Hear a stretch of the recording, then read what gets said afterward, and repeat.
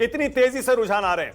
राजकिशोर, अभी भी आपको लग रहा है कि एनडीए जैसा आप कल कह रहे थे 130 135 तक जा सकता है? ये आपका असेसमेंट अभी मेरा मानना है कि एनडीए बना रही है, उसमें कोई दिक्कत नहीं। अभी शीतल जी ने एक बात कही कि प्रबंधन के हिसाब से बीजेपी को आगे जाना चाहिए था। एक बात मैं कहूंगा मानक, बीजेपी ने प्रबंधन निश्चित तौर पर किया, लेकिन ऐसा नहीं किया है कि Bharatiya Janata party number 1 party हो।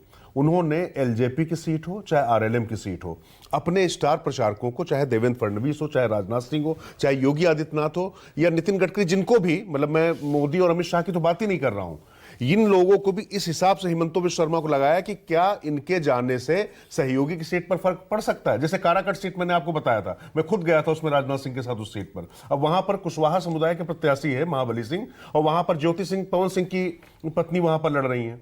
अब वहां ऐसा लग रहा था कहीं ऐसा ना हो कि राजपूत वोट नाराज हो जाए, तो राजनाथ सिंह की वहां पर लगा दी, सबसे छोटी जनसभा थी वहां पर। लेकिन इस तरीके का मैनेजमेंट किया है अमित शाह ने वहां पर कि जिताना है तो सबको जिताना है। एनडीए का ही नाम लिया, एनडीए ही चुनाव लड़ेगा। बीजेपी, जेडीयू, एलजेपी, आरएलएम की बात ही नहीं की उन्होंने। हमेशा एनडीए 5 पांडवों की बात की है। वो बात महागठबंधन नहीं दिखाई पड़ी। मैं फिर कह रहा हूं कि यही फर्क है दोनों गठबंधनों में, जिसका नतीजों पर आपको असर दिखाई पड़ सकता है।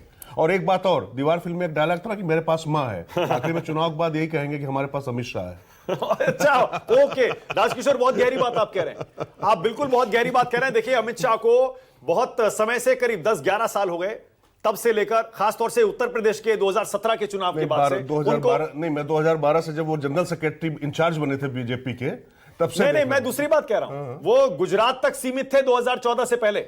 2014 के बाद वो दिल्ली आए। 12 से मैंने मान लिया। मैं कह रहा हूं जब से नरेंद्र मोदी दिल्ली आए, उसके बाद से अमित शाह ने राष्ट्रीय राजनीति में, बीजेपी में, केंद्रीय नेतृत्व में अपनी अलग जगह बनाई।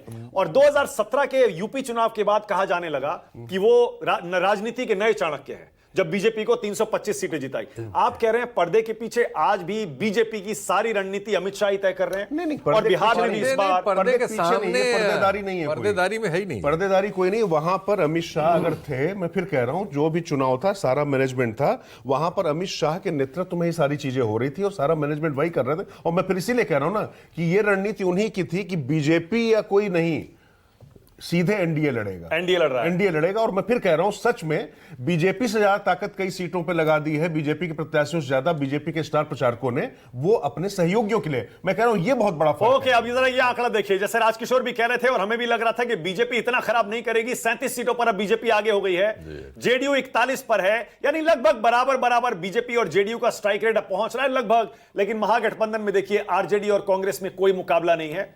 लगभग 4.5 गुना ज्यादा सीटें कांग्रेस से आरजेडी फिलहाल अपनी तरफ किए हुए है। 55 सीटों पर आगे कांग्रेस, 12 पर आगे लेफ्ट, वीआईपी और आईआईपी ये बस सपोर्टिंग रोल में आपको नजर आएंगे। उसी तरह यहां देखिए, बीजेपी और जेडीयू स्ट्रांग है और बाकी 3 पार्टियां सपोर्टिंग रोल में। शीतल जी क्या कह रहे हैं? नहीं, ओवरऑल भी कुछ चेंज हुआ है ना, देख रहे हैं। जो गैप पहले था, अभी आ गया था कि एनडीए आ गया था, अभी फिर एमजीबी आ गया है, लेकिन लगभग अब आसपास अब चीजें उस जगह जा रही जहां स्थिर होना शुरू होंगी। बिल्कुल, अभी 8:45 बज रहे हैं। अभी 15 मिनट की, 16 मिनट की सिर्फ ईवीएम के वोटों की गिनती हुई है। और जैसा मैं कह रहा हूं, अभी भी ये नतीजे या शुरुआती रुझान स्टेबिलाईज नहीं हुए हैं।